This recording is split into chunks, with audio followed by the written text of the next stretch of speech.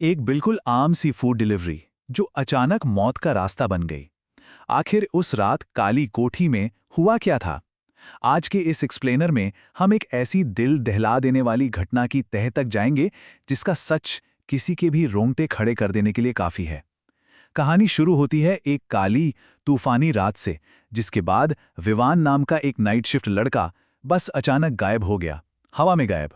अगली सुबह जब पुलिस इन्वेस्टिगेशन शुरू हुई ना, तो शहर से दूर एक खंडर बन चुकी हवेली के ठीक बाहर सिर्फ विवान की लावारिस बाइक मिली। उसका कहीं कोई नामो निशान नहीं था। अब सवाल ये उठता है कि आखिर वो उस भयंकर रात में अकेले उस हवेली तक पहुंचा ही कैसे? उस बंद दरवाजे के पीछे आखिर क्या छुपा था? सच कहूं तो इसका जवाब इतना खौफनाक है कि किसी की भी रूह कांप जाए। अब थोड़ा फ्लैशबैक में चलते हैं। रात के ठीक 1:47 पर विवान के फोन पर एक आखिरी ऑर्डर फ्लैश होता है। बाहर बहुत ही तेज डरा देने वाली बारिश हो रही थी और ऑर्डर की लोकेशन थी शहर से दूर एक बेहद बदनाम इलाका जिसे लोग काली कोठी कहते थे। ऑर्डर काफी बड़ा था और जाहिर है टिप का लालच भी था, इसलिए इस तूफान की परवाह किए बिना ही विवान निकल पड़ा।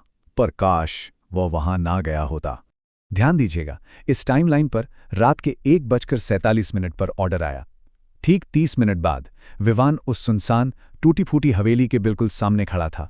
चारों तरफ घुप अंधेरा और एक ऐसी शांति थी जो चुभती है।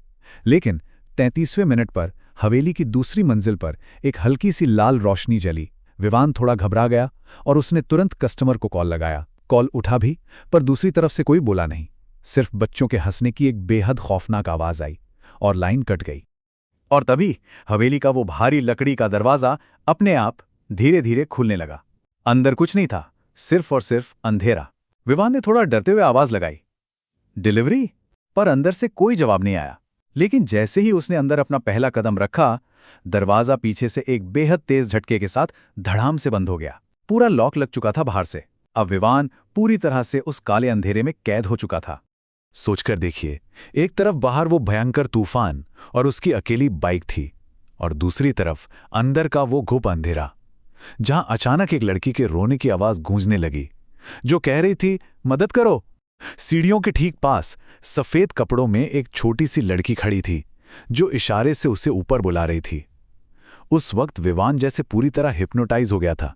लेकिन खौफ की बात यह थी कि जैसे जैसे वो ऊपर चढ़ रहा था, दीवारों के अंदर से भाग जाओ, वापस चले जाओ की कांपने वाली फुसफुसाहट आने लगी थी। खैर, दूसरी मंजिल पर पहुंचते ही वो छोटी लड़की अचानक गायब हो गई, और तभी एक कमरे का दरवाजा अपने आप खोला। उस कमरे के बिल्कुल बीचों बीच एक पुरानी कुर्सी पर कोई बैठा हुआ था। जैसे ही उस चीज ने अपना चेहरा उठाया, विवान की जोरदार चीख निकल गई, क्योंकि वो कोई आम इंसान नहीं था। उसकी आंखें पूरी तरह से काली थीं, मुंह किसी जानवर की तरह असामान्य तरीके से फटा हुआ था, और पूरे चेहरे पर तांकों के बेहद गहरे अजीब से निशान थे। वो खौफनाक साया धीरे धीरे मुस्कुराया और एक बेहद भारी कांपती हुई आवाज में बोला, तुम आखिर आ ही गए। और बस उसके इतना बोलते ही उस कमरे का दरवाजा एक जोरदार आवाज के साथ हमेशा हमेशा के लिए बंद हो गया। 15। देखने में यह बस एक आम नंबर लगता है, पर इस कहानी में नहीं। दरअसल पिछले 15 सालों से उस हवेली में कोई नहीं रहता था। ठीक 15 साल पहले उस काली कोठी में एक पूरे परिवार की बेरहमी से हत्या कर दी गई थी, जिसमें ठीक वैसी ही एक छोटी लड़की भी शामिल थी। कहा जाता है कि उसके बाद जो भी रात में उस हवेली के अंदर गया वो कभी जिंदा वापस नहीं आया। अब सबसे बड़ा सवाल यह है कि क्या विवन उस हवेली का आखिरी शिकार था, या फिर उस अंधेरे का वो खौफ आज भी किसी नए शिकार के इंतजार में है।